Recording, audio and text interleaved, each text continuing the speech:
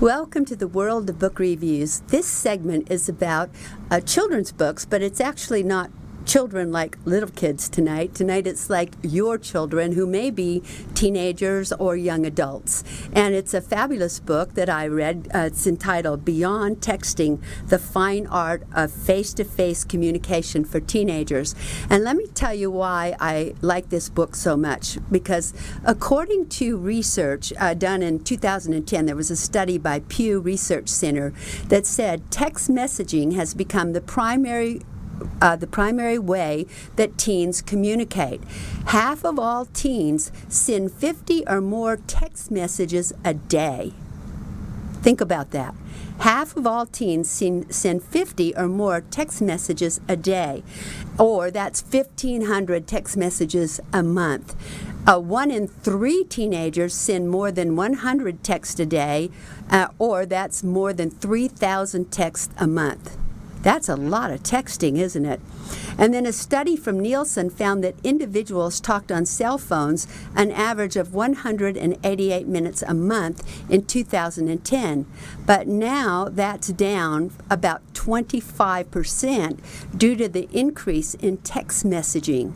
So that's why I wanted to bring this book to your attention, because it's a book about the fine art of face-to-face communication. And it's for your young people, it's for your teenagers, it's for your young adults. And it starts out with talking about the benefits of learning what the book offers. Now, what I mean by that, it tells the person that if they communicate better face-to-face and one-on-one, there are a lot of benefits to them in life. And right up in the very beginning, there's a great questionnaire for the young people to use to find out things that they need to know about people that they date and people that they spend time with. And it's a fabulous questionnaire. As I read this book, I thought, you know what? I know people who are adults, not just teenagers, but adults, mature adults, supposedly, that could use this book. There were so many things in here that made such a big difference. There was a chapter on how to be a good conversationalist. And you know what? If you're texting all the time, you're not learning to be a good conversationalist. You're not learning how to have rapport with other people. There's also a chapter in here on how to approach others and break the ice. And I know a lot of adult people who don't even know how to do that. How to go up to people they don't know. You know, it is said that the number one fear that people have in life is the fear of public speaking. But the number 2 fear is the fear of attending like networking events or places where you have to meet someone that you don't know, or especially if you don't know anybody in the room. And so how to approach others and break the ice, that's a great chapter, and that's one that the kids could really use, and one that many of us could use as well. And then they give examples of how to keep conversation going. And if you've ever been in a situation like I have, where you're talking to someone and you don't know what to say, you really could use that portion about how to keep a conversation going. I remember one night years ago when I lived in South Africa. I was new to South Africa, and I wasn't adjusted to people's accents. I couldn't really hear them that well. I couldn't figure out what they said. And I was at a dinner party, and I was sitting next to this lady, and she looked over at me, and she said, "I'm a kangaroo." And I didn't know what to say to that. I just said, "How nice." And a little later, she said it again, "I'm a kangaroo." And I said, "How nice." And this went on all evening.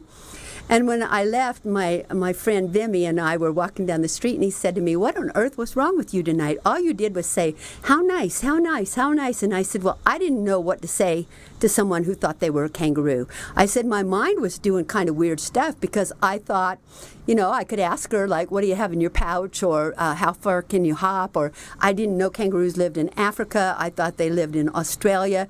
I said, so I didn't quite know what to do with it. Now, see, if I had known how to learn these simple ways of having conversation and keeping it going and having a quality conversation, maybe I wouldn't have looked like such a fool going, "How nice, how nice, how nice." And as we were walking, Vimy said, "Well, what did you think she said?" I said, "Well, she thought she was a kangaroo." She said, I'm a kangaroo. And he said she did not. She said, "I came from the karoo." He said, she lives in the desert, you live in the desert. She was trying to create rapport. So, you see, even if I had asked one of those stupid questions, if I had said, what do you have in your pouch? Well, at least the woman would have known that I didn't understand her, rather than me just sitting there going, how nice, how nice, how nice. Also in this book, how to kill a conversation. What are things you can do that absolutely kill a conversation? And I know that you've been around people who have killed conversations. You've been having conversations with them and they say amazing things, like they turn the conversation into a competitive sport. It's like you say one thing, they say something about themselves that's bigger and better. Or what about people who interrupt, constantly interrupting? Or the ones that hog the spotlight. You know, they get started and they never give you a chance to answer. I know on my podcast I had a guest like that one day. I had a lady on and I asked her the first question, and the podcast is an hour, and she talked nonstop. She never breathed in between. I never even got a chance to ask the second question. And at the end, when I was going to sign off, I tried to interrupt her to sign off, and she just kept talking, and before long she was off the air and she was still talking. And so, you know, we need to learn to be aware of how much we talk and of the conversations we're having with other people. And this book really points a lot of that out. It gives advice about how to talk to someone without being asked certain questions, about gossiping, about sticking your foot in your mouth and how to get out of it. It gives you tactful ways to end a conversation. And I mean, how many times have we ever had a problem with thinking about how do we end a conversation? How do we walk away from people without being rude? It talks about body language and what your body language says to people. And, you know, we could do programs on body language. There's all kinds of books out there. But for teenagers, this is a great book. And one of the things I think is best for them is how to connect with authority figures, because so many young people don't know how to win the respect of people who are in authority or in higher positions.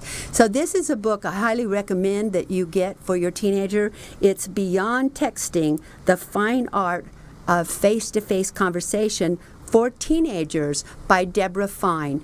And Debra is the lady who wrote The Fine Art of Small Talk, which was a bestseller not too long ago. So get this book for your teenagers, for your young adults, and get it for yourself, because I'm telling you, when I read it and I talked to a lot of people, I learned a lot of things from this book.